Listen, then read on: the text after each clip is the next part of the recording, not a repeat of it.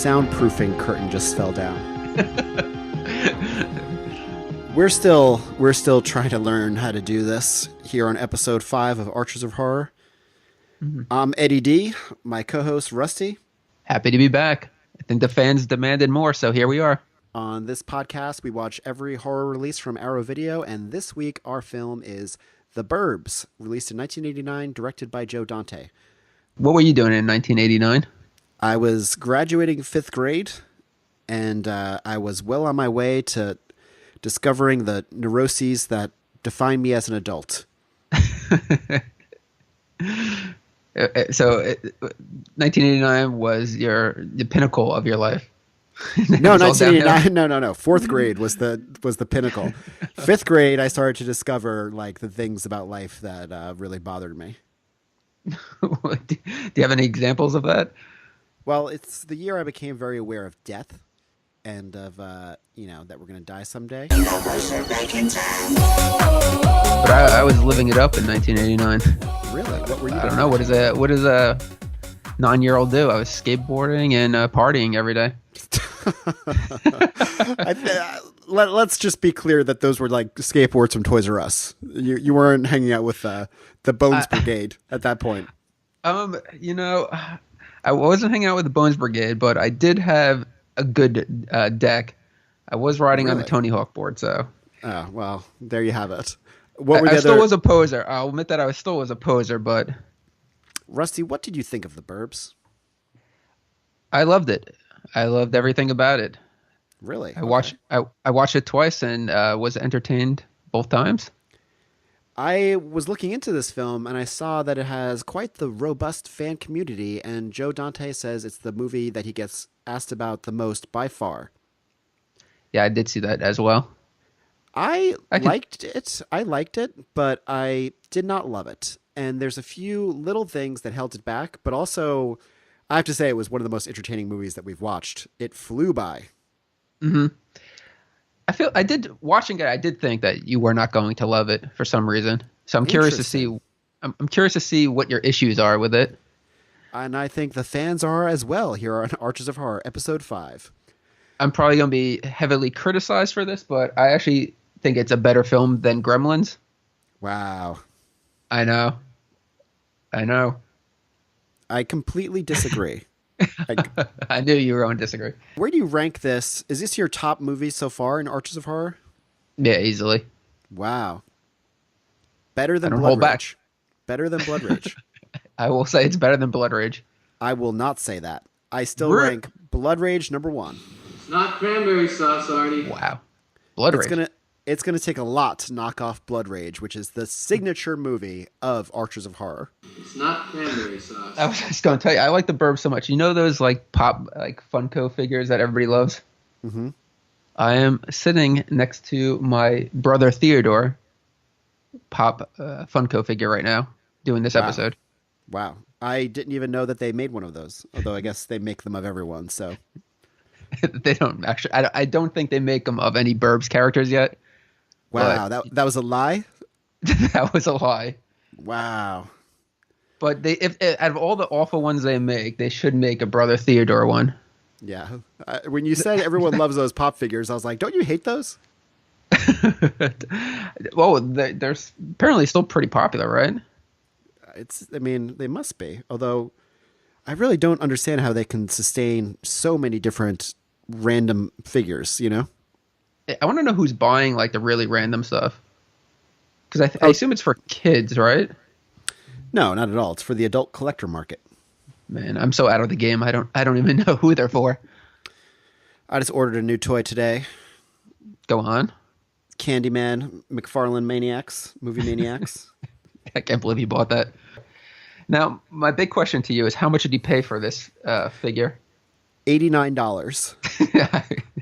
I actually believe that. But what did you really pay? $12.99. Yeah, that's believable. And free shipping. Oh my God. You should have bought 2. The guy only had 1. That was the problem. Oh, okay, I don't even... Is it new in package though? No. Does it even have the card? It has nothing. Does it have any of the accessories? No, it does not. All right, $12.99. You got ripped off. What do you think of Joe Dante overall? Are you a big Joe Dante fan, or where do you fall? I've seen enough of his films that some of them I didn't even know he directed, but I do like his work. I think I like him more as a person, especially the way he came off in the documentary. Oh, that's sweet. Yeah, he does seem like a really cool. He seems like such a good guy. Yeah. But I didn't know he directed Inner Space, which was a childhood favorite.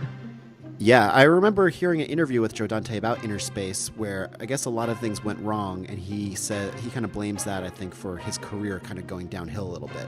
And then I didn't know he directed The Explorers, which is not a film I like, but I did see that as a child. That is a movie I always wanted to see as a kid, but never did. Let me ask you, did you come to see Small Soldiers with me on opening night? I did see that with you. I really was hoping that was going to be like Joe Dante's return to glory, and it wasn't really. I don't even. I really blocked that movie out of my head, so I don't remember anything about it. Yeah, for a movie about toys fighting each other, it's pretty forgettable. Well, I think we were also in college when we went to see that, so maybe if we saw it as a kid. That's probably a good point. I'm sure if we saw it when we were 7 years old, we would have loved it. That's true. And it's the kind of thing that I could probably like now. I had a weird arc. I reached like my oldest when I was like 25. Now I'm kind of regressing. Yes, I think we both have regressed. I think I appreciate more things from like the 80s that I didn't play with now than when I was at that age. Yeah, that's true. I remember seeing that you were building a mask vehicle for yourself to drive around in. I wish.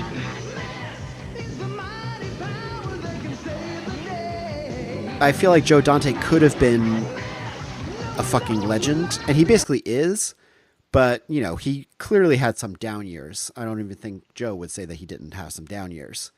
But The Howling, Piranha, Gremlins 2, Inner Space, The Burbs, the guy made quite a few classics.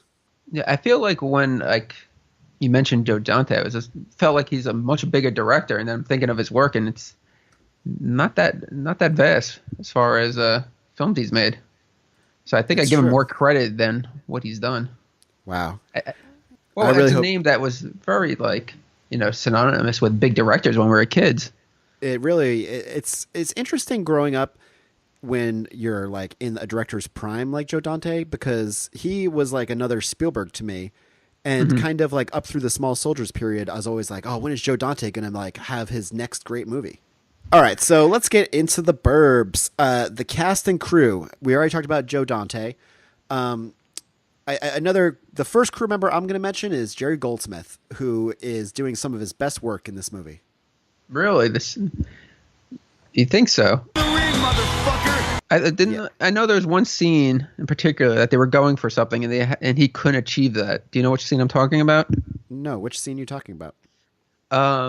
Just jumping ahead for a bit, I'm sure we'll get back to that. But the scene when they approach the door and they have like that spaghetti western kind of music playing, like a Sergio Leone film.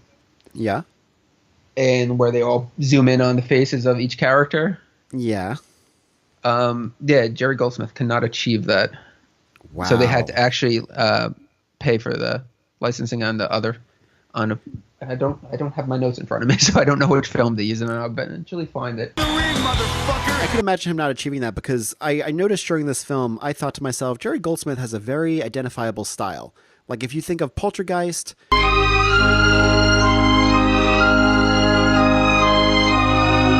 if you think of Gremlins,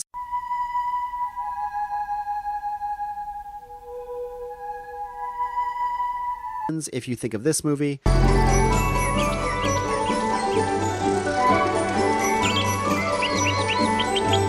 I don't know how to describe it, but it's like a kind of jaunty, kind of like sometimes it sounds like a haunted orchestra. Didn't you think the weirdest music part in the film was in the beginning when the dog is running over to one of the neighbors' house? And it sounded like the dog was barking, but that was part of the score. Last night, you're not going to just believe this. I was listening to the Gremlins Mondo record and really enjoying it. I have that as well, but I have not listened to it yet. Oh, it's good. Did you actually put anything hot on the record? Or not the record, but the sleeve? No. You didn't do that? Are they cold? I can imagine. I'm sure you found it interesting that the opening scene where you see the logo for Universal was spinning. Yeah, that was so cool. I mean, the effects were a little cheesy, but it was a cool idea. Yeah, I mean, I think it's kind of to the point where, you know, how people now play video games like that look like 8-bit games and no one cares. There's only certain effects bother me now, but I thought this was cool. Like, I like the obvious miniature feel of it. Mm-hmm. Now, when they finally land on the suburbs that the story takes place in, do you know where that they actually landed? Which city or state? Well, I read on the internet that it was Iowa. That's what I found, but it looked more like a little either like South Dakota or Minnesota. But I don't know. Maybe I don't know my geography that well. Well, I was on the plane the other day, and You found it? like when you know, I was seeing how long it was to arrival, and it has like a map of the U.S. and it had all the outlines of the states, but none of the names. And I was like, let me try to name those, and I did so horribly. Really? Oh my god! Yeah. I mean, I For know a a lot of traveler. states. I know. Shame on you. I know a lot of states, but there's some that I was just like, I always think that Missouri is in the South. No, it's like in the middle. Yeah, that's so crazy to me. I'm actually pretty awesome with mapping the U.S. Like I could do it without even the borders. That's awesome. You should become a geographer. So right from the beginning of the film, we get our introduction to Ray Peterson, who's played by Tom Hanks. Tom Hanks in this movie was only 32. I looked it up and I was so depressed. Yeah, I mean, I think that was part of one of the reasons when he was first handed the script that he was going to turn it down because he didn't want to play that kind of character that had a child. He felt he was too young for that. Mm-hmm. So initially, he turned down the role, and when he did accept it, and they had his kid cast, he actually tried to get the kid written out of the film. Really? Did you know about that? Yeah. No, I did not know about that. He thought that it didn't really work, or it didn't make sense, or the kid just didn't add anything to the storyline, which is totally true. That's the one thing. That is true. I didn't even realize the kid is barely in the movie. Like, I can't really picture him right now. He plays such a little role. It's actually weird. I didn't realize that. Yeah, he's more of a filler in the background. They only come out at night. Like, when he first appears, I thought, wow, is this kid going to be the kid that we're looking at the whole movie? Because he's not like that, you know, doesn't have a shitload of charisma. And then he just wasn't on screen ever. They only come out at night. Yeah, I mean, the only thing he, I think, added was when he just mentions the weird neighbors. We don't even know how many of them there are. There are 3 of them. All right, That so was really pretty much the only thing he added. Yeah, it's true. So getting back to where you were, sorry.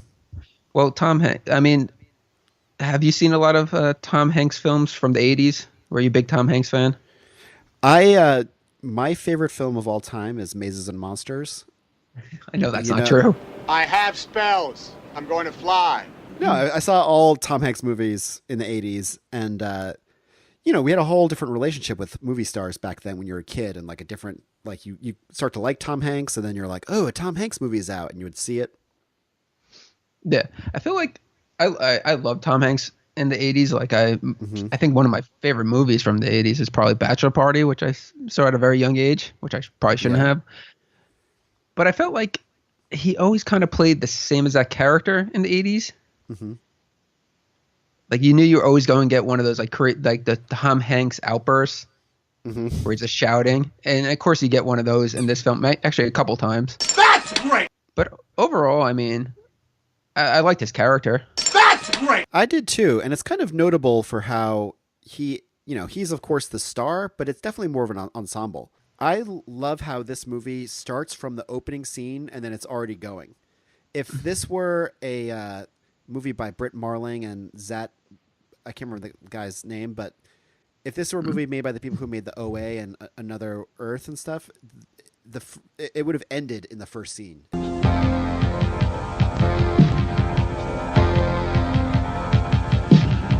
All right. I think we were talking about Ray Peterson, played by Tom Hanks. Yeah. Oh, yeah. Look at that hair. It looks pretty thick right now. Oh, thank you. We've just switched to video calls. So Rusty, if you didn't hear it, he complimented my hair. The hair has been a running theme on this show, but thanks to the love of the fans, my hair has started to grow back. There was many warm wishes for your hair growth, and it's coming true. I love you guys. You guys are the family that I never had. Do you know what I like best about your hair? Silky sheen, the natural luster. No, I like to mess it up. I just moved. I mean, I think the most interesting thing about the scene when it starts to pan out, Mm-hmm. and you see him under the street lamp, and he's staring at the house doll, and it's definitely a scene from The Exorcist. Oh. Did you pick up on that? I did not pick up on that. The famous Max von Sydow scene, where he's outside Reagan's house, staring up the stairs. It looks exactly like that. I mean, maybe you have to go back and take a look at it. Yeah, I did not notice that. I do want to go back and look at that. I mean, the more I stare, I paused it on that, and I was just like, wow. And then I looked at the cover of The Exorcist DVD, and it looked very similar. So I thought it was a nice tribute. Now, I'm sure you probably researched this, but the film was made during the writer's strike of '88. Mm-hmm. And interesting is that the only other film that was being filmed on the Universal lot at the time was Fletch 2. You using the whole fist, Doc? Oh. So it was like a ghost town. Wow. But there is a rich history to where they filmed the location. It was also known as Mockingbird Lane from the Munsters. Mm-hmm. Oh, yeah. And the house that Corey Feldman, or the character of Ricky Butler, lives in is actually the Munster house. Oh, that's cool. And that's why you never get like a view of it. You always get segmented, because otherwise it would have been a dead giveaway. Mm. But from what I got from the documentary, other famous houses on that block were the Leave It to Beaver house, which was actually, I believe, torn down to build the Klopek house. Mm-hmm.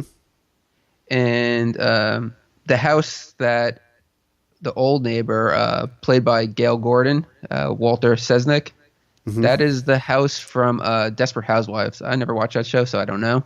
Mm-hmm. And I have a memory of being there one time. My friend was writing for a TV show, and she was like, "Hey, I'll drive you around in a golf cart and we drove past all those houses." And she was kind of like a slightly lovably absent-minded friend. And then she started driving down a one-way tunnel, and I knew that like the tram was going to be coming the other way, and I was like, turn around. And I really thought that I was going to die on like right in front of one of these houses, basically getting rammed by the Universal tram, which would have been quite a way to go. Yeah, they said, I think Joe Dante said while they were filming the Burbs that the trams kept going through. Mm-hmm. So every like 20 minutes, the tram would come through and they would have to stop filming. Wow. Which was very frustrating, but according to Universal, that was the moneymaker, so that was more important than filming. So they actually had to work around the tram schedule. That's interesting. I thought it was cool that from the opening shot, which is obviously a miniature, to the entire movie, which is almost all that cul-de-sac, and then to the dream sequences, which are clearly a soundstage, the movie is like fake on a fake set in a way that a lot of movies aren't anymore. I mean, I think it was also pretty carefully crafted by the set designer, that they wanted a certain look. Mm-hmm. They did a good they wanted job. Contrast, they wanted contrast in colors, which they did. And they wanted to make it almost very surreal, like very dreamlike. And I think they definitely pulled that off well. Yeah. Interesting. I don't know if you know this, but it was also filmed in sequential order. Oh, yeah. Which I thought was weird, but I guess that's cool. Which is pretty rare. Yeah. All right. So the other thing that I found interesting, the next scene, it's the morning now, and we meet the old neighbor, Walter Sesnick, played by Gail Gordon. And I don't know if you know who Gail Gordon is. I do not. I mean, he was famous for being on like not I Love Lucy, but the spin-offs. But he also played Mr. Wilson on Dennis the Menace, which I was a big fan of as a kid. There was 2 Mr. Wilsons, and he was one of them. But I think I think Dennis the Menace was also filmed on that street. He has the well-kept lawn and the prize lawn on the block, and he has this dog, Queenie. This like white little, what would you call that? Bichon Frise, I think. Yeah, it's also the same dog as from Silence of the Lambs. He took my trivia. I had to have at least one bit of trivia. It was Precious from Silence of the Lambs.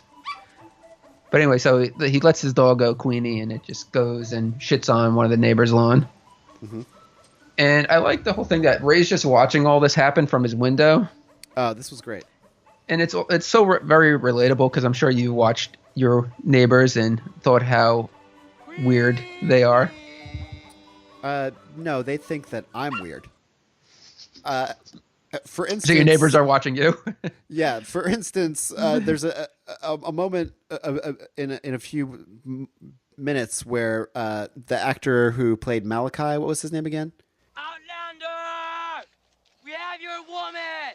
Courtney Gaines. Courtney Gaines. There's a moment when Courtney Gaines comes out of his house and like looks around and he seems kind of like a primal like Cro-Magnon person from like altered states, and then he like looks afraid of everyone and he goes back inside. That's a lot like me. But the funny thing is he stands there awkwardly for like a good 3 minutes. Is that what you're doing? No, it's more like 3 seconds, but it feels like 3 minutes. I thought Courtney Gaines was phenomenal in this, even though he had, I think, 2 lines. Game with the frame. Yeah, he is good in this. Yeah. This cast, I mean, let's just talk about the cast. When I had totally forgotten who was in this, and I didn't really even look at the cast till I started the movie, and I was like, wow, this is a murderer's row. Bruce Dern, Carrie Fisher, Tom Hanks, Corey Feldman, Courtney Gaines, Dick Miller, Wendy Shaw, Dick Miller. Robert Picardo, Gail Gordon, Brother Theodore, who I didn't know much about. I guess he kind of was kooky. I think he had a shtick that he developed over years. He was a Holocaust survivor, which I don't know. Really? That's read that interesting. about him, but he was also the voice of Gollum in The Hobbit. Ooh, for my precious. Wow, these are great facts you have for us. And I don't know about you, but he does a much better Gollum to me than I don't want to bash Andy Serkis, but what about this Gollum? We hate that stupid hobbit thief. That was pretty good. That was not a clip, everybody. That was not a clip. I also see that Brother Theodore was uncredited in The Third Man, which I can say the same for us.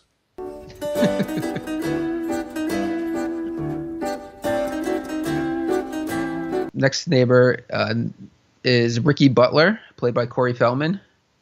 I really enjoyed him in this film, although I read that he was coked up the whole time and he was quite a problem for Joe Dante to deal with.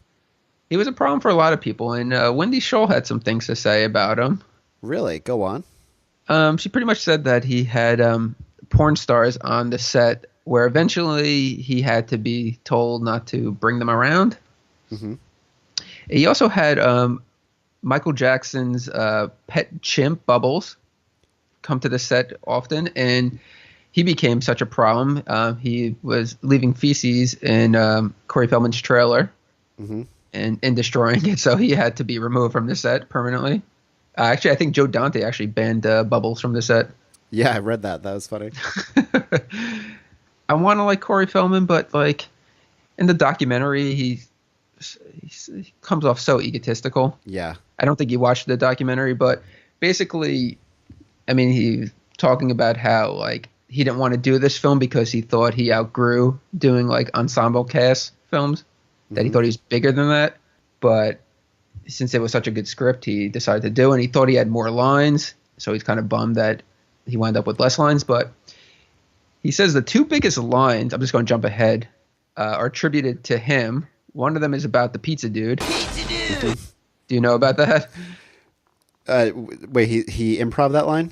He did improv that line. Pizza dude! But apparently, allegedly, and I don't recall this, that the pizza dude phrase became popular because of the Burbs. Really? Did it become part of the vernacular? Did people start saying pizza dude? I never heard pizza dude until this film. Did. I thought maybe the turtles could be Yeah. more attributed to the pizza dude. And the other big line, which he did not. But the turtles are more pizza, comma dude. But if you told me like name a popular line from the Burbs, I don't think I would say pizza dude. I don't know what I would say. But his other line, I guess, would be a big line. God, I love this street. And he was thrilled about having the last line in the film. But the funny thing with Corey Feldman is, I don't know when the documentary was filmed, but he's kind of said like after the Burbs, his career kind of took a downturn, which is obviously very true. But he said he's bounced back and is bigger than ever. Now, I don't know about you, but I haven't yet to see a Corey Feldman film released in theaters. Yeah. I know he did like a Lost Boys like thing, but I think that was straight to video. Yeah, I would definitely disagree that he's bigger than ever. But I've got to say that this has got to be one of my more... I really enjoyed Corey Feldman in this movie than I normally do. He's got a lot of... I laughed out loud a few times when it cut to him and he was like, whoa! It was just funny. His interactions with Bruce Dern were pretty funny. Ricky! Yo! Get this lame-o out of your yard! Get out of my yard, lame-o! For a while, though, I took two viewings to realize I didn't know if it was his house or if he was like the kid. I read on there's quite a thriving Burbs message board. Did you see that? And no, I passed on that. I saw that they were talking about if Corey Feldman lives in the house alone, and there is some reference made to his parents being away, I think. Yeah, when he has his, I guess, pseudo girlfriend come over, and he's saying like, they're not going to go to the movies. He says that his parents will be back on Thursday. That's the only mention of his parents. Interesting thing about Bruce Dern that Wendy Shaw mentioned, that the first thing when I guess they were cast on set, when they were on set, one of the first things he says to her was asked her which high school she went to, which she thought was kind of weird because they're both older. But apparently when she told him, he's like really into high school track and field. Okay. Which is kind of interesting, but he knows everything about like all the high school teams around the country, and he just follows like track and field religiously. All right. It's a strange interest. I mean, very strange interest. Why high school track and field out of, why not go for the pros? He's just like he's working his way up to that, or like maybe he's a scout. He's a scout for the Olympics. Who knows? I thought that was interesting. Moving on to Rick Dukeman. Is that how you say that? I had never noticed this guy before. He's in a lot of things. I didn't love him in this movie, I have to admit. The whole time I just kept thinking, if this were a star in this role, like if this were an actor I loved, like a younger, not crazy Randy Quaid, this would be an all-time classic. Yeah, he was definitely my least favorite. There's a few moments with more of his reactions that I found funny. Mm-hmm. But overall, his jokes felt the most flat. I also thought it was weird. I also thought it was weird in the scene where he's introduced and he's seen as trying to kill a bird with like a gun, and they're like, "Don't shoot that gun back there." That just seemed like something that they should have given to Bruce Dern's character. Like, it didn't really seem like something that was Rick Dukeman's character, really. Well, part of it, I think, he was like the wacky neighbor. He was kind of like Kramer-esque almost from Seinfeld. Mm-hmm. Just like always up to something, or always had like wacky plan. But the way that scene that is explained about him having the gun in Tom Hanks's backyard is very bizarre. Oh, you know how Suzette is about her bird feeder. I mean, these crows start showing up out of nowhere. She's all over my back to get rid of them. Oh, the crows are too big for the bird feeder, she says. And his plan was, the wife's never in the film. She's like away. So his plan was to kill the crow. But his character is passed off as lazy. So it seems like that's out of his character to do something like that. Yeah, that was a weird way to introduce him. Yeah, and how much food did this guy love eating? Every scene he was snooping around for more food. He did love food, although I have no memory of him eating food because I'm having a mental breakdown. He did. He ransacked the Petersons' kitchen in the one of the first earlier scenes. You guys eating in there? Can I just say one thing about Wendy Shaw? Yeah. I don't know if you're a fan of Wendy's, but I don't think she'll be on this show anytime soon. But there was a movie she was in the 80s. I don't know what year it was, and I saw it when I was probably first had HBO. It's like Alien. It's like very, very Alien-esque film. Do you know what I'm talking about? Creature? I think it's Creature. Did you ever see that? No, I don't think I did. When I was a kid, I saw bits and pieces as a kid of Alien, and I saw this like late at night on HBO, probably in the late 80s. And for a while, I got the two films like mixed up because the creature in that film looked identical to the xenomorph, except it had like low budget glowing like red eyes. Are you looking it up? If you look it up. Yeah, I was just looking at... Look up Creature. The director was William Malone, who I remember from Masters of Horror, because I remember being like, who is William Malone? Who made him a Masters of Horror? I don't know. Wow. He won't be appearing on the show anytime soon. A lot of people are not going to be on this show, but I just want to say once again to Steve Neal, get in the fucking ring. I'm ready to fight you. Let's do it. Get in the ring, motherfucker! Wait, you're fighting him now? I am fighting him. I like it. What kind of fight do you propose? Well, I'm going to go for like a Tank Abbott style. I don't have any technique. I just go fucking at the person. Bare knuckle brawl? Yeah, he's probably going to try to use some makeup tricks to like confuse me. Like he'll like have like fake cuts and stuff, so I'll think I'm beating him up. Like he'll be using his makeup powers and I'll just be straight up brawling, brother. Imagine he got like hate mail because of you. That would be amazing. That would be amazing. I think it's more the other way around that you're going to get hate mail, but no, I think I'm going to get fan mail from Ed French for defending his honor. He ain't going to write you. He doesn't care. Us Eds have to stick together. Me, Ed French, and Getty, the Eddie crew. Very tough. The Toughs, as they're also known as. We're family. One thing I found interesting, before we're introduced to your favorite character, Art, where we meet Carrie Fisher playing Tom Hanks' wife. Carrie Fisher's in this film. Great to see her. You were up at the crack of dawn watching a dog poop. What did you think of her character? She seemed like the least important character. Yeah, she was a bit of a non-factor. And it was kind of like when you would go to see her and she wouldn't have much to do, you would think, use Carrie Fisher more. Yeah. The funny thing is that she was wearing a wig the whole time, but her hair looks exactly like that. That is weird. We like to talk about fake hair. We like to talk about fake hair here on Arches of Horror. Yeah, I'm looking at your scalp right now. Well, our whole goal, our Patreon, if you subscribe to our Patreon, you can help me get plugs. Where are you getting those plugs from? Your back of your head? Your neck? Well, we only, no, from my ass. From my butt hair. I'll take it from anywhere. Can you take somebody else's hair and get that plugged, or would it not take? Do you have to find like a donor match? Send me some hair in a bag, and we'll see. I'll send you samples. But do you notice, like right off the bat, Carol, her name's Carol. Carrie Fisher's character is Carol Peterson. Her and Tom Hanks are bickering from the start. What? Nothing. What, Carol? But did you know that in the original script that Tom Hanks' character was actually fired from his job and not actually on vacation? Yeah, in the original script, there's a twist at the end where he says, I've actually lost my job to her. And she's like, I know, which would have been a great ending. Yeah. But even in the dream sequence that he has, his ex-boss is there too. But they cut all that out. So I think that would have made more sense to have that element. I think that would have been great to have that because his whole vibe is that he's unemployed. It's not that he's on vacation. Yeah. Unemployed and doesn't give a shit. Just hanging out. and having like a bit of a, well, I shouldn't say doesn't give a shit, of having like a bit of a mental break in a way.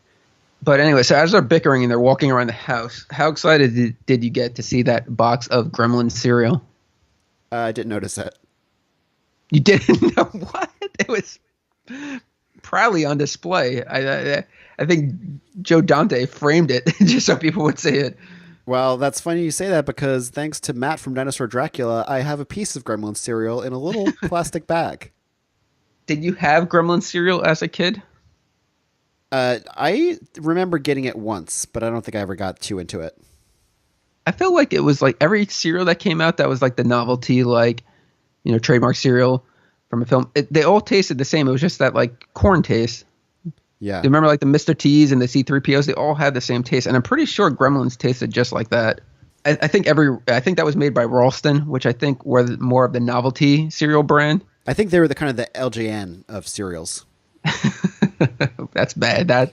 They would get the license, but that's all they would do. That is a bad moniker to have. The LJN of anything. Do you remember the Gremlins cereal commercial? No, I don't. Oh, I love it. You got to watch. You got to play a clip of that. Gremlins, bite after bite. What a tasty way to satisfy a gremlin appetite. Especially the end, because at the end of it, they have a very low budget Mogwai in like a shoebox with its eyes lit up. It doesn't look anything like Gizmo. Really? But he just says he's like Gremlins, yum yum. Gremlin, yum yum. So Art, the wacky neighbor, is now talking to Ray about the new neighbors that moved in. Good luck with those maniacs you got living next door. The Klopeks that nobody seems to know really anything about. They don't really leave the house. They are kind of isolate themselves, which seems like you're that you might be one of the Klopeks. I'm currently the Klopek figure in several people's life stories right now. I was definitely that person in my old house when I lived at the other address, and my neighbors definitely thought I was a bit weird.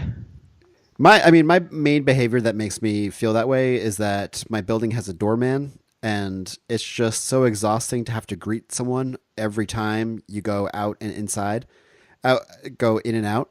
I, at one point today, had to go in and out like 5 times in a row, and just like seeing the door guy and like nodding was sucking the life out of me.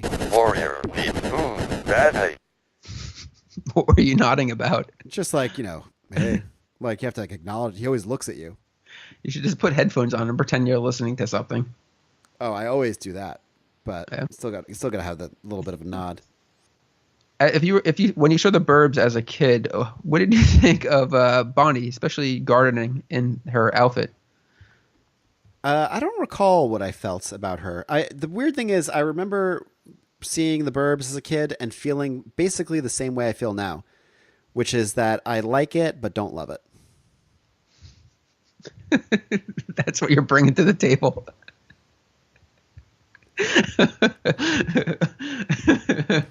but there was no tan lines. She didn't have any tan lines. Wow, what does that mean? Remember that was what Ricky Butler said to her. Oh, no tan lines, Mrs. Rumsfeld. No, I didn't remember. And then Bruce Dern says that guy there is a meatball. And that's when Hans Klopek, which is Courtney Gaines, comes outside and does his best impression of you leaving your house. Oh, so true. But I like the dialogue. I know you're not a fan of Art, but I like their exchange between him and Ray when they're talking about who's going to introduce themselves. You could go say hi to him too. Yeah, but he's your neighbor. Well, no, he's your neighbor as well. No, but I'm over. You share a property line with him. We're all on the same block, so I mean, you could go too. So. No, we're all in the same town too. But yeah, it was. And then I like how when they try to knock on the door, like they have a series of errors, like falling through the porch and then having the bees come out. I'm not going to pay for that. We shouldn't pay for that. We should sue them. I like the knocking on the door because the house number is 999. Oh no, 669.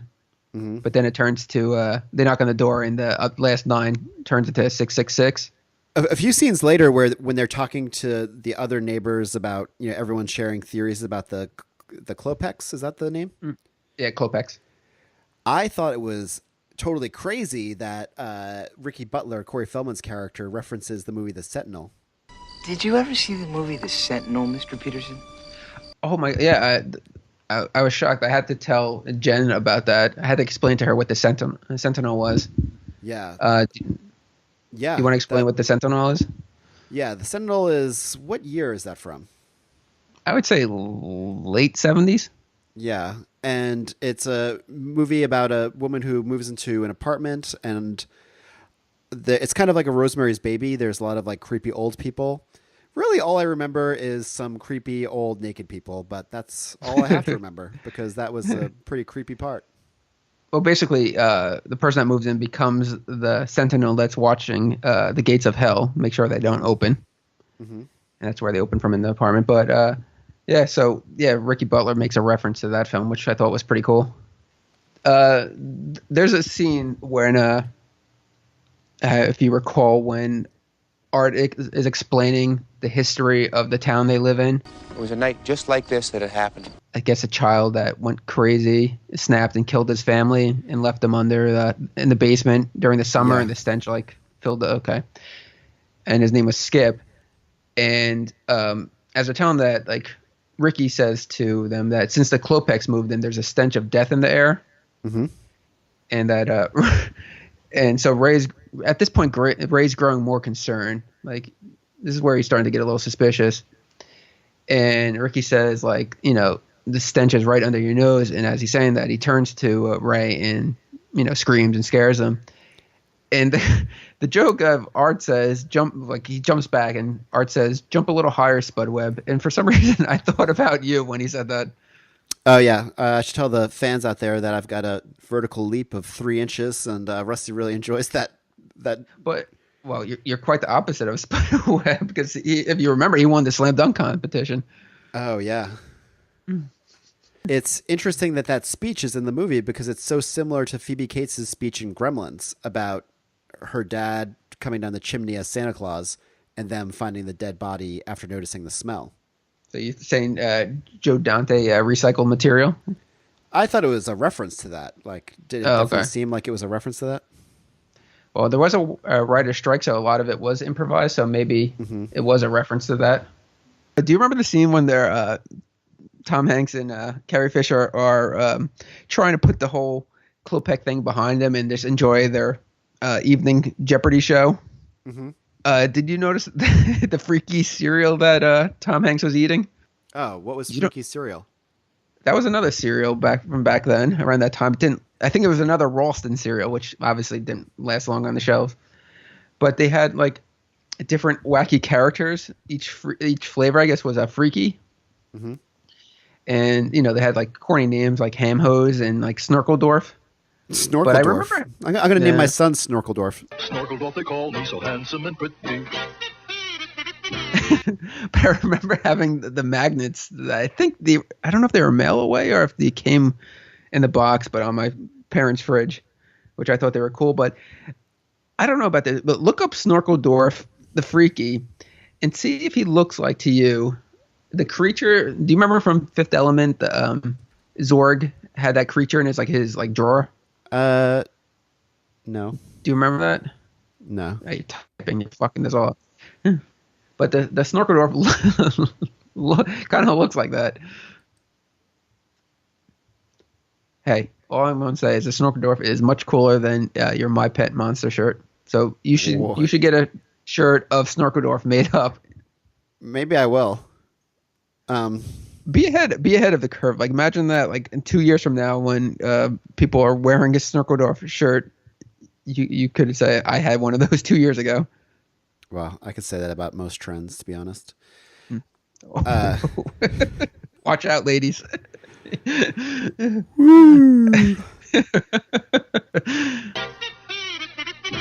Here's one thing that this movie made me want to talk about. So in the movie, they're suspicious of their neighbors. They start to think that their neighbors are Satanists.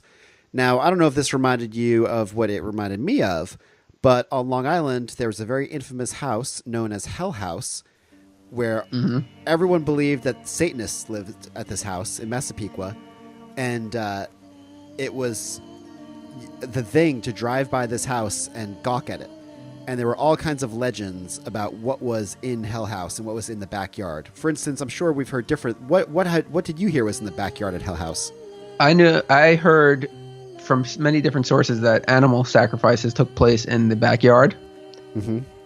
And I do remember driving there one night, probably in 1996, driving past the house, and somebody got out of the car and tried to look in the backyard, and it was heavily barricaded. I'm going over the fence, and I'm not coming back till I find a dead body. But they claim they saw animal remains on an altar. Now, Really? Now, obviously, that's bullshit. But now we've got a good friend, John Foote, and I'm not going to slide whistle that. He once claimed that he went into the backyard and he saw a statue of the Virgin Mary with an axe in her head, which even even as being a young kid, I was just like, I don't think Satanists would be just so, basic. Like Virgin Mary with an axe in her head? How, even if you were into that, how much could you really look at that?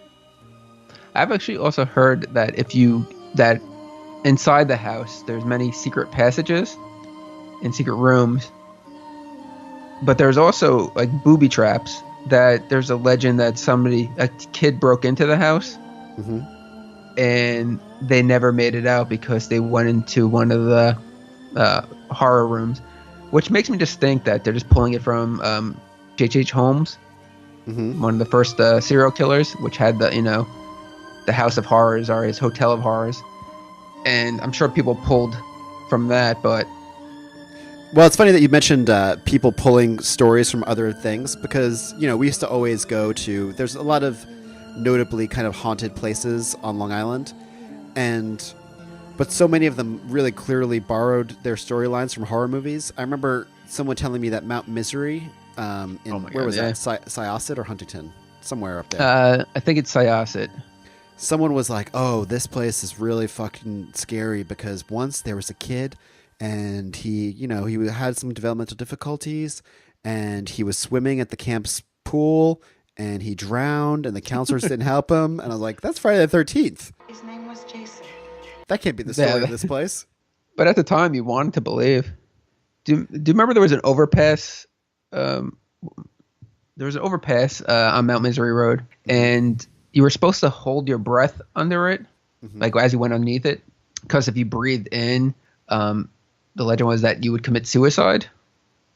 Okay. And for some reason, I believed it at a young age. And then I remember when I finally drove on Mount Misery Road, I was with this guy, and he was just inhaling and exhaling as fast as he could, and obviously nothing happened. But people were like, I can't believe you're doing that. I can't believe you're breathing in." And this was in high school, and people were still freaked out that he was doing it. All right, back to the Hell House. You were saying. Have you seen it recently? Mm-mm.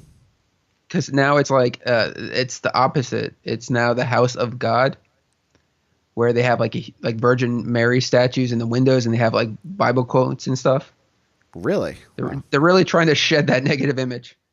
I just Googled it, and there's a lot of results online for the Satan House or the Witch House of Massapequa.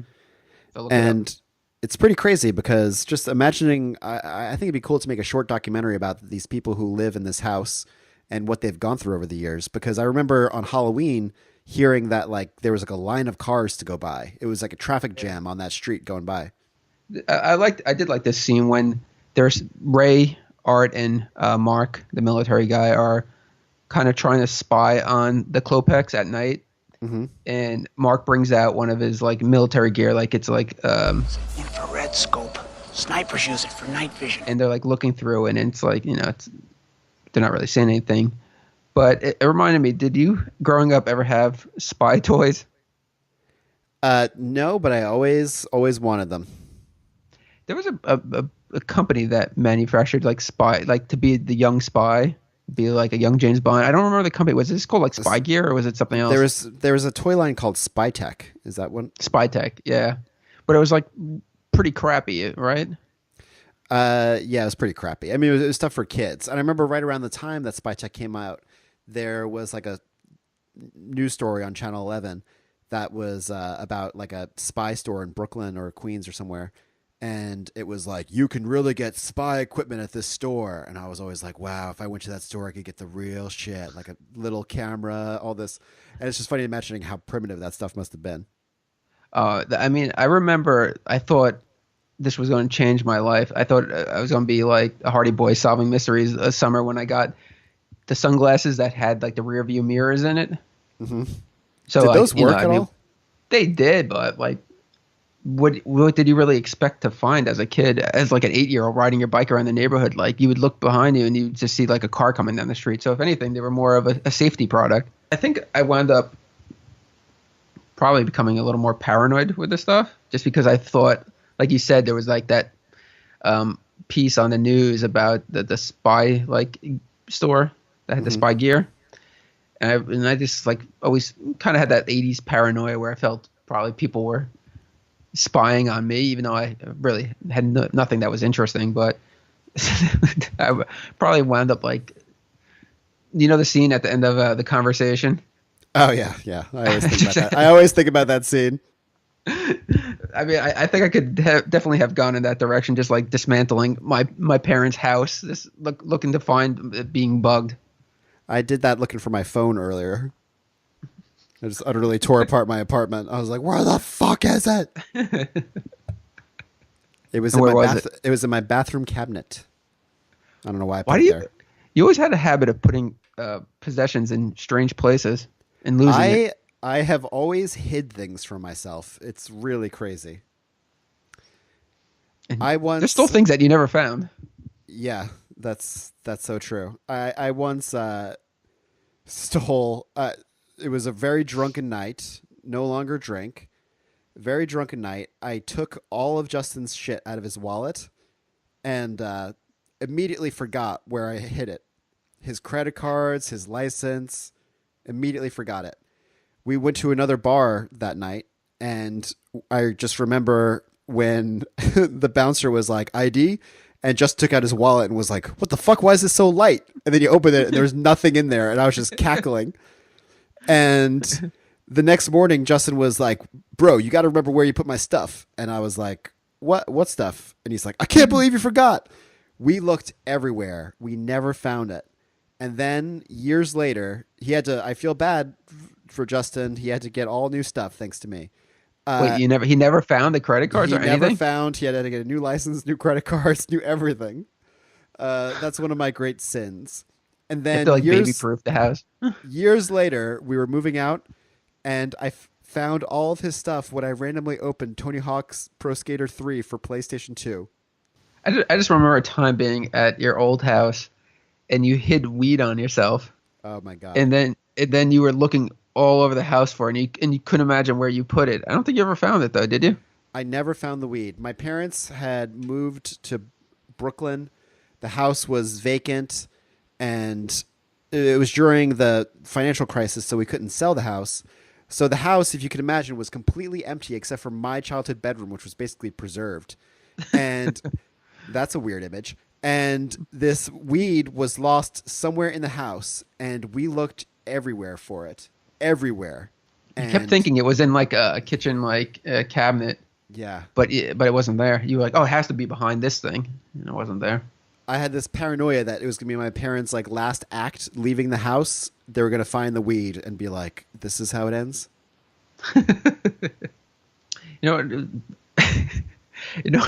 Backtracking a little bit. I know we're going in circles, but when Art is seen in the backyard at the Petersons with the air rifle, was it a BB gun or was it actually a gun? Well, the weird thing is it looked a lot like a BB gun that I once owned. That's what I'm thinking. And it made me think of when you shot out your bedroom window. Well, let's give the listeners a little context. You took out a samurai sword, which you were menacing me with. So yeah. I picked up the BB gun and pointed it at you. And you said, hey, don't point that at me. And I said, don't worry, it's not loaded. And to prove to you that it wasn't loaded, I aimed it slightly to your right and fired at the windows. I don't know why I fired at the windows. Could have fired anywhere else in the room. But it turns out it was loaded, and it broke the window. But the very impressive thing is that my parents had been away. This is also when we're 25. My parents were away, and we got the glass from the window store, and you replaced it yourself. And they never knew. You know what's funny is that both of my parents are now deceased, and if there is a heaven, which I highly doubt, but if there is a heaven, they found out in heaven that I shot that window out. They're like, what? You think angel, out of all things Yeah. you've done in your life, that's the one that they're like, I can't believe you, Edward. At the gates of heaven, St. Peter is like, did you know that Edward shot out the window with the BB gun, but he replaced it? And they're like, oh, okay. Well, getting back to the Burbs here. Yeah. What did you think about the appearance of Dick Miller and Robert Picardo as the garbage men? This was a wild scene. You really should expose yourself to this guy, Vic. He understands paraphysical forces. Robert Picardo, I liked how his take on things. He was like, he just goes, I like this. I like this. I hate cul-de-sacs. There's only one way out, and the people are kind of weird.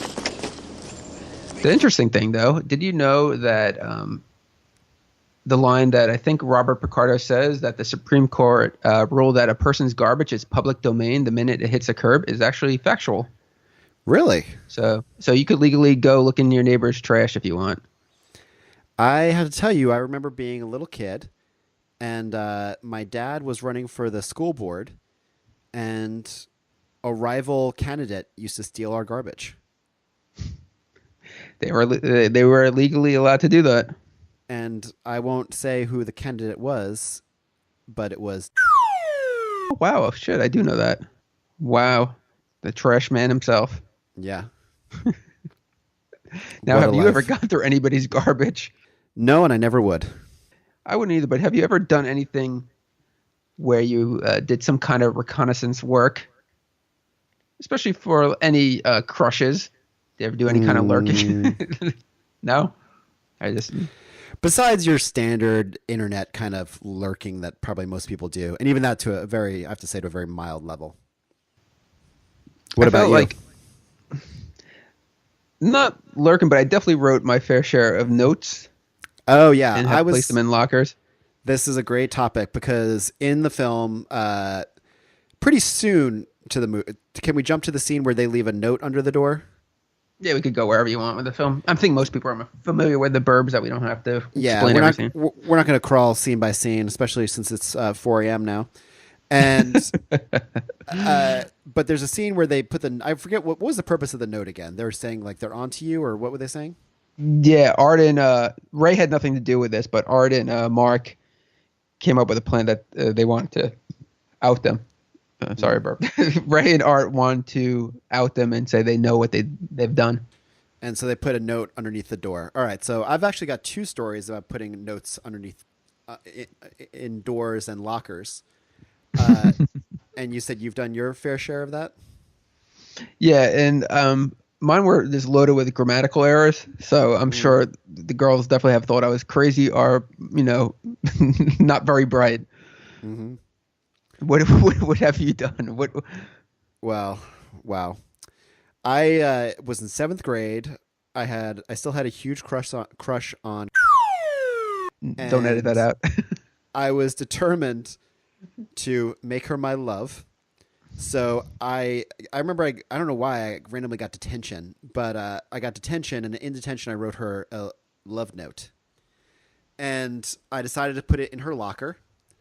And so I made my way after detention to where her locker was, and my friend, who I'm actually hanging out with tomorrow, which is insane because I haven't seen him in like 20 years, he had the locker right next to hers, and he would always close his locker as everything was falling out.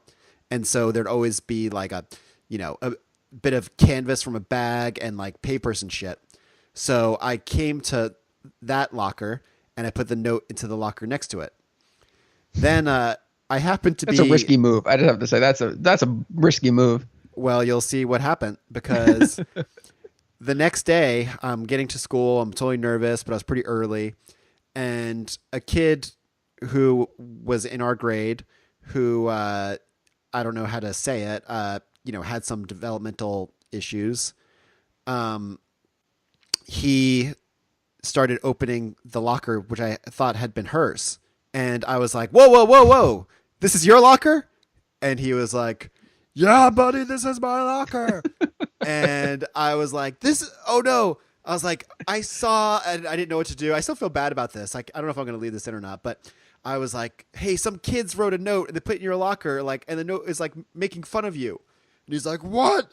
I'm mad. And I was like, oh no. And I was like, let me get the note and throw it out. Like, you shouldn't even worry about what those kids say. And he's like, I want to read it. I was like, no, don't read it. You don't need to read this. And so I eventually convinced him, and I took the note, tore it up, and then that was the end of my failed romance with. I like that you told them that they wrote mean things about him, like as if you were like behind their shoulders, like peeping over and be like, oh my, I can't believe they're writing that. What I should have said was that I accidentally put a note in your locker that was for somebody else. I don't know why I didn't say that. Do you think he would have been understanding? I don't know what he would have done. I'll say this, that he was pretty punchy. He might have gotten punched. He could be kind of punchy, yeah. And he really has. He used to be all over the IMDb message boards. Like it seems like he had crushes on all of. Did I ever tell you this? No. Oh my god! I'm shocked right now, dude. This is crazy because there's like this punk message board that I've read for years that has no connection to our home life. And someone made a thread that was like, look at this maniac on the IMDb message boards that's in love with the sister from Alf. And he was just all over the message boards being like, let me take you to dinner. And I looked at it and I was like, I went to high school with this kid. I mean, I went to every grade with him. I have to, I don't know how much you want to say, but what exactly did your note to say? It was just like, the funny thing is that I remember putting my whole soul into this note, but I also remember somehow I could picture it and it was only a paragraph long. That was your soul. It was worth a paragraph. Let's go jump to, do you want to talk about the dream sequence a little bit? Yeah. Dream sequence that Tom Hanks has, it was inspired by Alfred Hitchcock's Spellbound. I don't know if you knew that. I did not know that.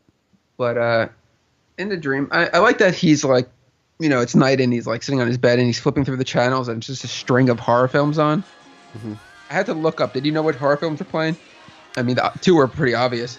Yeah, I didn't know the first one, and then I knew the second two. Yeah.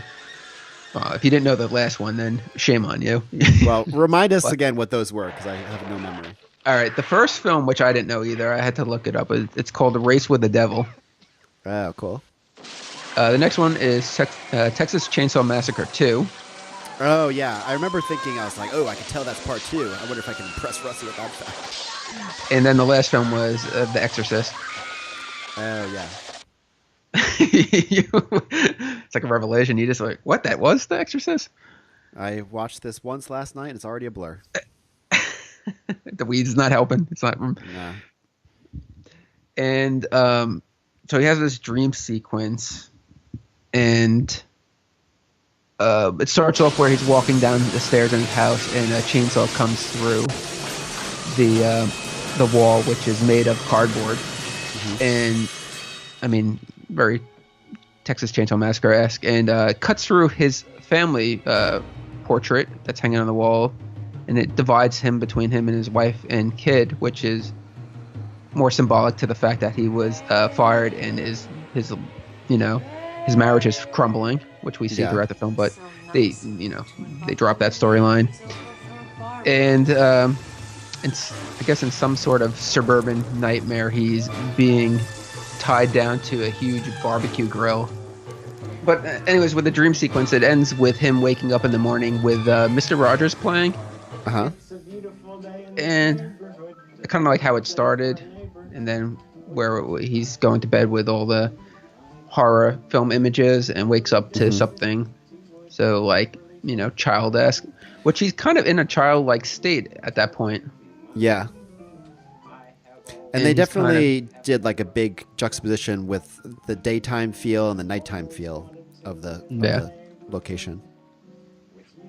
If I can jump 1 second to when the scene where Tom Hanks, Bruce Dern, and Art. Okay, the scene where Ray, Mark, and Art, like our main trio, are going to break into the Klopex and see if they can find out what's happened to Walter, whose disappearance they think is related to them. Gil Gordon, Yeah, the scene where they break into the house and they open the door with a credit card. Opening a door with a credit card was very big in the 80s. It was. I've done it though. It does work. It does if the door is like far enough away from the door frame. Yeah. I don't feel like you see that very much anymore, but it was really big in the 80s, like compound bows and moray eels and hiding in bathroom stalls. Well, yeah, I think locks have probably gotten more complicated since the 80s, but if they just went to your house, your childhood house, they wouldn't have to even use a credit card because your door was always unlocked. That's true. That is true. So the 80s were also more of a trusting time, so you didn't really need sophisticated locks. You know what scene I want to jump to, though, since you mentioned Walter? When they break into his house, which sometimes we don't know how Bruce Dern broke in, but he used some kind of, I guess, military tactic. A soldier's way saves the day. Entree. Did you know? I noticed this, and I'm disappointed that IMDb actually made reference to it because I wanted the credit and the glory. But on top of like that old-fashioned TV, he had some photographs, and one of the photographs that Walter had was a photograph of himself as Gordon Gale with Lucille Ball from when they were on the show together. I think the show was called Here's Lucy. And it's actually, if you look up Gail Gordon and Lucille Ball, you'll find the photograph that they use. It's like a publicity photo, which I was like, I glanced at it and I paused it. I was like, that looks like Lucille Ball. And then I looked it up and thought that was kind of humorous. Yeah, that's a cool touch. When they broke into Walter's house and they're in the kitchen where they, discover his wig, which plays a pretty important part in the film. At least for a part of the speculation, but they find the wig and instead Art, who's always hungry in this film, finds a nice plate of cookies. And as he's holding it, Ricky bursts through the door and shatters the plate. And just the way they react to that was pretty funny. I don't know if you could play that. I will. I love that moment. That's great. I haven't seen destruction like that since the kid in the stuff went crazy in the supermarket. It was moving. But I just like the way Tom Hanks is this. It was very Tom Hanks-esque, but where he's just oh, that's great, and then everybody out of here That's great. All right, everybody. Very nice. Good. I think one of the bigger scenes in the film is when Carol and Bonnie and Ray and Mark decide to go over and visit the Klopeks. Oh yeah, and introduce themselves. How did you feel about that scene? I think it was one of the better scenes in the film. I thought when I was watching it, I was like, this must be a classic scene because this is such a good scene right now. He used a little bit of the same jokes when they go over and knock on the door where Mark this time falls through the porch. But I really like, what's his name? Bruce Dern in this scene. I think this is where he shines. He does. And that wallpaper thing, which... where he starts just ripping wallpaper off the wall. That was improvised too. Yeah, and that's just such a weird thing to do. I thought that was a cool touch. But when he falls through, he's holding brownies. They're bringing brownies over, and he falls through the friggin' floor. And he just shouts in such a weird way, there goes the goddamn brownies. There go the goddamn brownies. Yeah. And then it's hands them to Hans when he enters his dorm. He's a little something for the old sweet tooth. And he gives him a tray of brownies that is covered with schmutz now. Yeah, I would still eat them. I thought Brother Theodore in this scene was great. You are the one who lives next door. It's funny because that character he does is kind of was his shtick for many years. That was the character he portrayed. Really? How would you describe that? How would you describe that character? My notes are very bizarre, but how I don't know. What would you help me out here? What would you say? Well, I have no memory of it. But I do love Brother Theodore in this. The way he's just staring at Tom Hanks so awkwardly the whole time. Yeah. And the fact that he didn't really have any lines in those moments when he's staring at him is great. It's I feel like if they made it now, they would just have. They wouldn't allow for those awkward pauses. I just think in the scene, the riffing between Bruce Dern and the three Klopeks is so brilliant. Klopek. What is that, Slavic? No. Oh, about a 9 on the tension scale, Rube. Did you like when they're sitting down and Hans brings out some snacks? Mm-hmm. He brings out a tray of pretzels, or a bowl of pretzels, and sardines. This was such a great moment. Sardine? Courtney Gaines has said that one of the things he gets most at conventions is people come up to him and say the line sardines and ask him to sign a can of sardines. Oh, that's cute. So more than Children of the Corn, he gets a reference to the Burbs. Sardine? And by the way, just in the documentary, Courtney Gaines is really cool as well. He's actually the only surviving Klopek, so he's the last of the Klopeks. Well, I would have thought so. The other guys, they seem like they died like a year later. Brother Theodore did pass away pretty soon afterwards. So did Gail Gordon. But Henry Gibson, I think, made it into the 2000s, who is the third Klopek. What else was he in? I remember him most from Inner Space, which was a big childhood film of mine. Wendy Shaw was also in that, so and Robert Picardo. So it was a little bit of a reunion for the Burbs. I like this. Tom Hanks actually eats a sardine on a pretzel. He actually did eat that. Oh yeah, that whole moment felt really nice. Like it was just a great little comedic moment. the timing on that was really well executed. Yeah. Now I have a strange feeling. As a kid, you had weird food combinations. Is that the case, or am I just? Yeah, no, definitely the case. Since you said in the last episode that you almost ate shit off your floor. Yeah. That comment has reverberated around the internet, and the fans are going wild. What was like your weirdest combination? One thing I used to do, and I don't know if this is something the kids did, but I used to, when I would eat cheese, I would like break it into pieces and I would swallow them whole. I'd never heard anybody doing that. It was totally my thing. I would love to get some American cheese together, break it into smaller pieces, and just do that swallowing. Is that why you have such a weak jaw? Because you never chewed food, you just swallowed it? That's why you were nicknamed Glass Joe? I don't even know how to respond to these lies. Wait, but was it just cheese? Did you make like cheese balls, like you would like roll it in your fingers? No, it was like I liked to put it flat on my tongue and be like, gulp it down. I don't know why. Like an LSD tab? I guess, yeah. Wow. Were you a gum swallower? I can picture you swallowing gum as well. Hugely.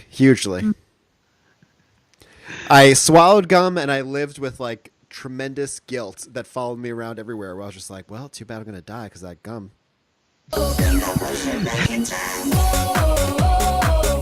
So at this point, this is where like Ray is convinced now that something's up with the Klopeks. And the whole reason why is why he was in the Klopeks house, he reveals that he pulls out from his shorts a wig, which is Walter's wig that they found earlier in Walter's house. So now it was in the Klopeks house. So he thinks they went back to a scene of a murder. They suspect that the Klopeks killed Walter, and now they had his wig. So they had gone back to clean up the evidence. Is that what happened there? I was a little confused. Yeah. Okay. Yeah. I mean, it was explained later in the end when we believe that the Klopeks are innocent for a moment, that they were just collecting the mail since they knew. I don't know why they were asked to collect the mail, but they were picking up the mail and they inadvertently got the wig since it was mixed in with the mail when Tom Hanks' character slips it back in. That strains credibility. Mm-hmm. You know what? It was explained by the DP of the film in the documentary. I don't know if you noticed this, but in the beginning of the film, all the shots besides of Bruce Dern are kind of looking down on the people. Mm-hmm. Like the view is from the cameras held up high, but by the end of the film, it's all low angle shots. Did you? I don't recall that. Like I was trying. Like I watched the documentary last, so I was going back. Yeah. But what was he saying? The purpose of that was. That's a really good question. Get him on the phone. I don't know why I brought that up if I didn't have an answer for you. So I guess they devise this whole plan that they're going to break into the house the Klopeks reveal that they have to go to the university for an entire day, and all of them, including the dog, are going there. Mm-hmm. What was the real plan? Like, I'm not sure. Because they did leave for a day. Yeah. Was it? I assume, based on the ending, that it was to either collect more bones or dispose of bodies, but because they did wind up with a trunk full of human remains or skeletons. If we could jump forward, I mean, that ties into my overall question, which is, I think what bothers me about this movie and what bothered me as a kid, honestly, when I was watching the movie last night and they break into the house the second time and they hit the gas and they're like, gas, and the house explodes, I was kind of in shock. I was like, holy shit, like this movie's ending now, you know? And then it kind of has the battle in the ambulance. And it just felt like, I felt like the Klopeks could have been like, what? Okay, here's my question. What were the Klopeks ultimately? Were they cannibals or just murderers or what? I think Werner explained it as that he, I don't know, he liked the skulls. He's like, he wanted back his skull. So was he like a predator, like the predator from the movie where he's a collector? This guy's a collector. Yeah, I mean, like, so you don't know what their motive was? I took it that he was kind of more like maybe like a Dr. Mengele, where he did like sadistic experiments. Mm-hmm. Yeah, definitely somebody had that element. Yeah, I mean, he clicked his heels at one point, like I guess the Nazis did. Yeah. So I took it as more of like a sadistic mad scientist. Yeah, I could see that. But I think I always I feel like the movie is like so strong for the first like 45 minutes, but then like the ending feels a little rushed, and I kind of wish the reveal of them were more interesting or developed. Did you know, now they come up with a plan to break into the house once they leave. I guess Mark is going to be like the point man, just keep a lookout. Mm-hmm. And Ray and Art are going to cut the power lines, hop the fence, and then dig up the backyard, and then ultimately go into the basement to find the remains of whoever they're looking for, Walter. Mm-hmm. But now, in the scene where now Art's the one that goes up on the power lines to cut it, did you know that Ray Dukeman was also in Die Hard? And he was the person that the FBI asked to cut the power to the Nakatomi building. Shut it down. Shut it down now. As cheap as a joke as it is, Art gets electrocuted and he falls through the Klopek shed. Mm-hmm. And a few scenes later, we see Ray and Art talking, and you see from the vantage point on top of the shed, but it's like a cutout, like a human cutout of Art where he fell through the shed. Mm-hmm. And it's very like Roadrunner, like Wile E. Coyote-esque. Yeah. Which I did find humorous, even though it was kind of a cheap joke. Yeah, and very much a signature of Joe Dante's work, from his segment in The Twilight Zone to actually his work on the Looney Tunes movie to Gremlins 2. Oh, yeah, that's a good point. At this point, while all this is going on, why they're breaking into the Klopek's house, and Mark is on his roof now watching and keeping a lookout. Ricky the neighbor to Mark is gathering friends. He's have his friends coming over. You gotta come down here today. It's gonna be live. Yeah, it's fun. It's kind of like like in the Truman Show or something, where they're cutting to like spectators, and they're kind of like cheering and reacting. But it doesn't feel cheap. It actually feels like it's super funny and rewarding whenever you go to cut to Corey Feldman and he's like, yeah, because it just goes so crazy. Man, that Ricky should have started to throw a party. Did you see one of the friends?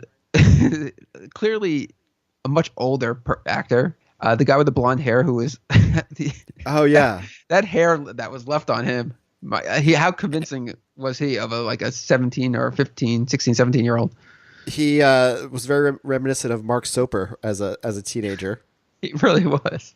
Interesting fact that interesting tidbit that you might cut out. One of Ricky's friends, Steve Kuntz, is wearing a shirt that says Skull Skates on it. And Skull Skates was a skateboard company started by Rick Dukeman and his brother back in the 70s, which I think his brother still runs. Wow, that's pretty cool. And they must have, so- the 70s, they must have been pioneers in the skate world. The most information I found about it was that Rick Dukeman passed away 2 years ago. So not much information on the skateboard company. But I did see that his brother Peter still runs it. Leading up to the finale, Ray and Art are now in the basement of the Klopex. And they're starting to piece things together because, the things that are out of place. Now, apparently there's a sled in the basement that says Rosebud on it. I didn't see it. I didn't notice that either, but I have no memory of this film. But they do find the furnace that they built, which Art points out goes up to 5,000 degrees. Now I actually looked this up because 5,000 degrees seems pretty crazy. Yeah. Now if it's like a crematorium, like it's usually they run at 1,800 degrees. So what would they be doing at 5,000 degrees? Doesn't that cut or liquefy metal? I don't know, but fire can't melt steel as far as I'm concerned. Are you doing some Battle Beast stuff? No, that was a 9/11 conspiracy joke. Oh. So anyway, so they're in the basement. At this point, they get the idea that they're not finding any evidence. So they assume that that Walter's body's got to be buried. So they start digging in the basement. I burned his body up in the furnace and then buried his bones right here. And they're digging and they're digging. And at this point, I don't know, why did Art leave? I'll look at my blowtorch. And at that point, they see Walter being driven home from, which we find out is the hospital, but he returns home. Yeah. And that's like the oh shit moment. And Art goes back to tell, Ray, Tom Hanks, that, Walter's still alive. And that's when Tom Hanks hits the gas line. I hit the gas line, I run! Now, originally in the script, the Ray character was supposed to die, but since they cast Tom Hanks, he was too big of a star to kill off. Yeah. Do you think he was intended to die in that moment or die at the hands of Werner Klopek? I think he was supposed to die at the hands of Klopek. In the ambulance? Yeah. Yeah. So the house blows up. Ray's pretty fucked up. Which they did fuck him up. They his hair was all burned off or on the side. Yeah. Yeah. When Tom Hanks comes out of the house and it was kind of shocking. Yeah, it was kind of shocking. It's kind of shocking how melted and fucked up he looked. Yeah, his eye was fucking completely shut. It kind of reminds me of the film Total Recall, which Jerry Goldsmith also did the score for. Did he really? That's a good fun fact.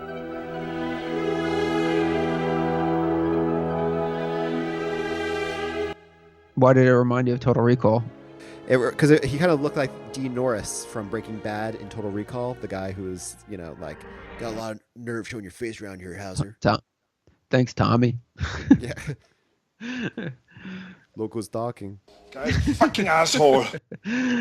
So the house blows up. The Klopek house is crumbling to the ground. At this point, hell's just breaking loose. We got Carol coming home, Ray's wife. And the Klopeks return home from the university and they see that somebody, broke into their house and they return with the police. And that's just in time when the house blows up. And everything is explained at this moment where it looks like the Klopeks are clean. And, we're explained that Walter is still alive and that there's no bodies and that where it looks like, Art and Ray and Mark are the insane neighbors that have gone too far. And in traditional Tom Hanks fashion, he has the freak out and he's saying how, they're to blame, that they're the ones that are suspicious and paranoid and the lunatic. We're the ones who are throwing garbage in the street! And the scene, where he when he goes on the stretcher and says, take me away or whatever. He improvised when he grabs the stretcher and runs it into the ambulance. Yeah. It's kind of funny. Yeah, that was a great moment. I mean, it is a cool ending. It's like the house blows up, which was really it was so real that I was like, wow!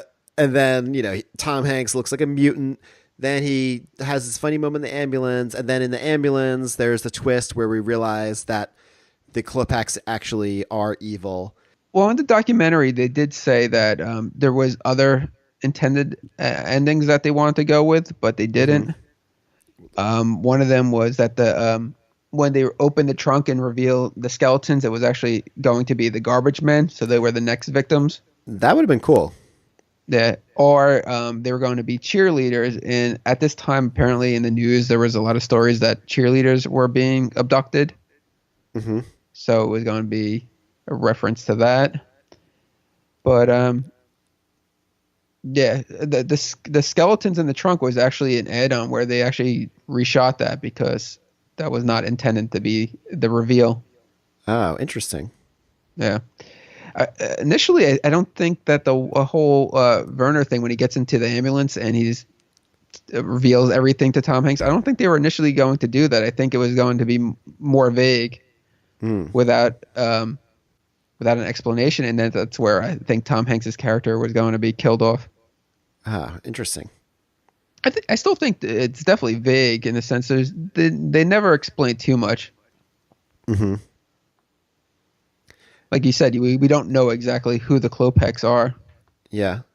But so the final scene, Werner and Tom Hanks are wrestling in the ambulance, and Hans is driving, and he tries to drive off, and he crashes into the front of Ray and Carol's house. Mm-hmm. And out from the back of the ambulance spills Werner and Ray on the stretcher, and they just go down the street into the trunk or into the Cadillac, the Klopeks car, and the trunk opens, and that's where we get the big reveal. But now, my question to you is: Ray was initially going to be charged with a series of offenses,